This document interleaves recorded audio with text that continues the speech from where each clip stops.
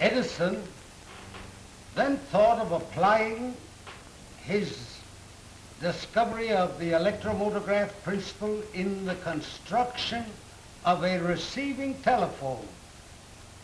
And he made many experiments upon the subject and succeeded. Wonder after wonder was coming out of this laboratory. A telephone that will convey a message over a wire to your ear, made simply of chalk. Chalk that talks. Here is the principle. A cylinder of chalk. Upon this cylinder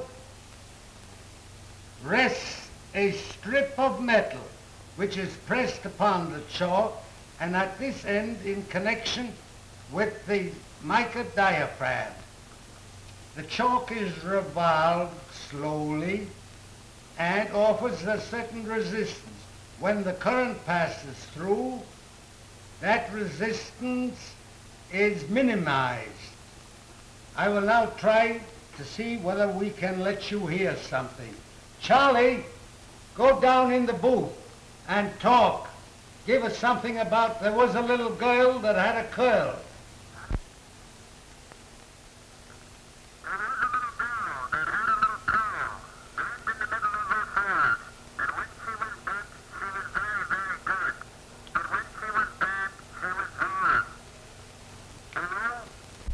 As I already told you, Edison made many models of the chalk telephone before he accepted one that was to go to England.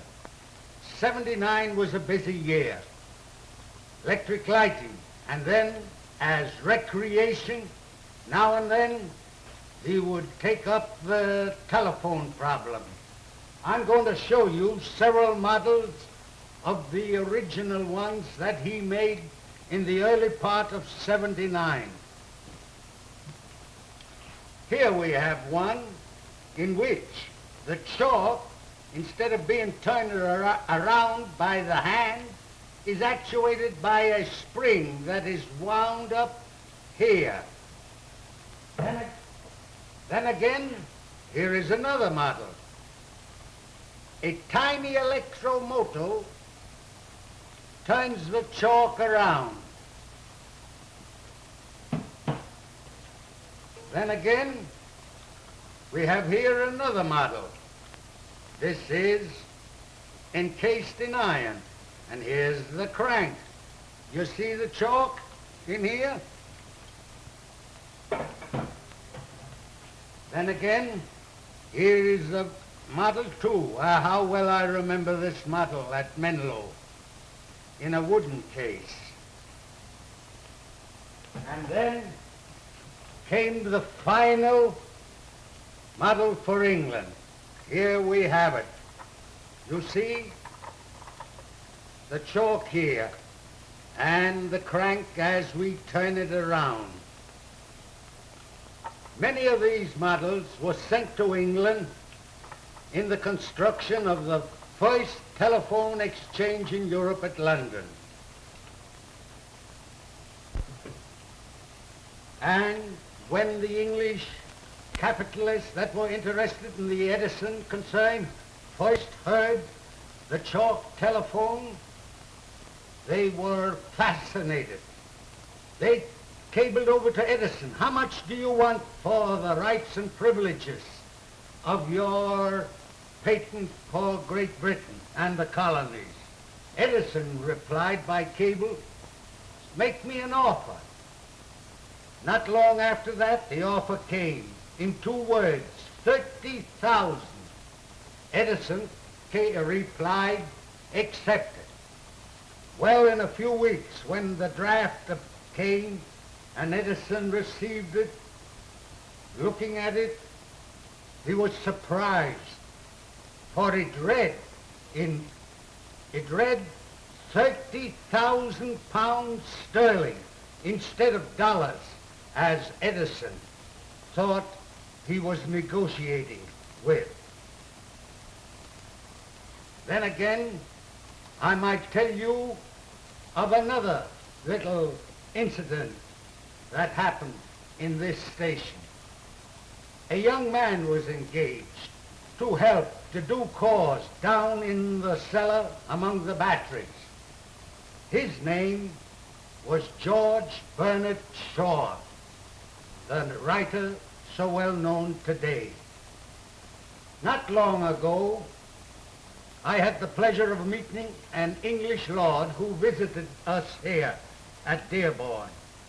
And when I related the incident that George Bernard Shaw used to work with the British Telephone Company, he laughed. He says, "Upon my word, I wish you would have kept him there to this day." I'm going to show you now how the telephone operated. In those days, an English subscriber called up the station by pressing this button. And he got the answer and he gave his directions.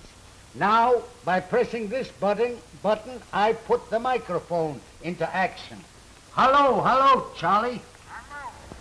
Well, how are you? Oh, just fine. Won't you recite that little piece of poem that we used to recite at the old Menlo Park laboratory about there was a little girl that had a little curl? Yes, sir. There was a little girl that had a little curl right in the middle of her forehead. And when she was good, she was very, very good. Oh, but when she was bad, she was hard.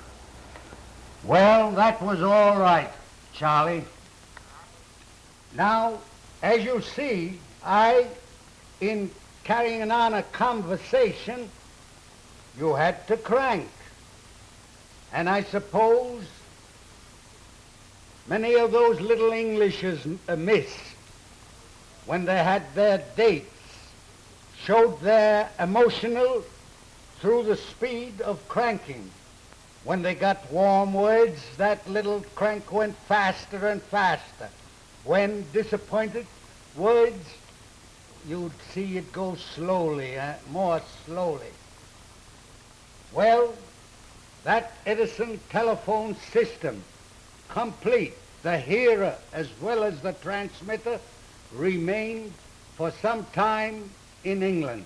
And then they merged.